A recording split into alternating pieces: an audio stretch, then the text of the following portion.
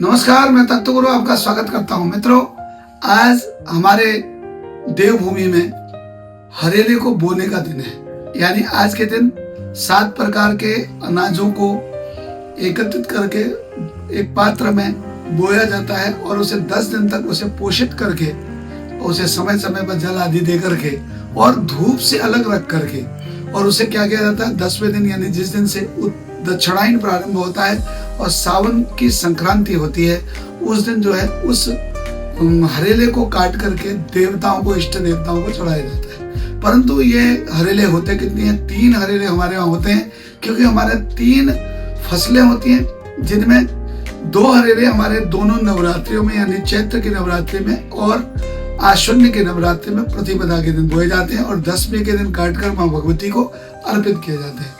और आज का हरेला भगवान देवादिदेव महादेव को समर्पित है।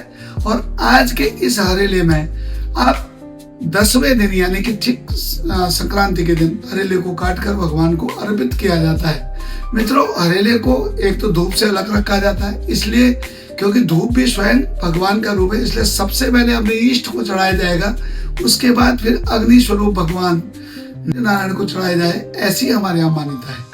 इसका एक वैज्ञानिक कारण भी है कि हमारे वहाँ कहते हैं कि अगर किसी भी प्रकार की, अगर किसी को कोई बीमारी या कमजोरी हुई है, अगर वो बढ़िया प्रकार के अनाज को अलग अलग पात्रों में बोए और 7वें दिन उस अनाज के ऊपर के अंकुरों को काट करके अगर उसका पेस्ट, अगर लिक्विड बनाकर पिए, तो वो क्या है, जवा कहते हैं उसको। वो इतना शक्तिशाली होता है, कहते हैं कि हमें किसी 1 बोतल खून से जितनी ताकत मिलती है, उतना 1 गिलास जवा के रस से हमको शक्ति प्राप्त हो जाती है। इसी चीज का प्रतीक है ये हरेला, यानी हमें शक्ति, स्फूर्ति और हमें जो है आरोग्य बनाए रखने के लिए, क्योंकि सावन में अनेक प्रकार के रोग लगते हैं। इसलिए जब हम सावन के दिन इस हरेले को मस्तिष्क में रखते हैं तो उससे हमारे सारे रोग मुक्त हो जाते हैं। ये कारण है हरेला बोने का और हरेले को हमारे वहाँ पल्लवित करने का। इसलिए अगर आपको वीडियो अच्छी लगी तो शेयर कीजिए, लाइक कीजिए, अपने मित्रों को भी शेयर कीजिए और हमारे चैनल में पहली बार है तो सब्सक्राइब कीजिए,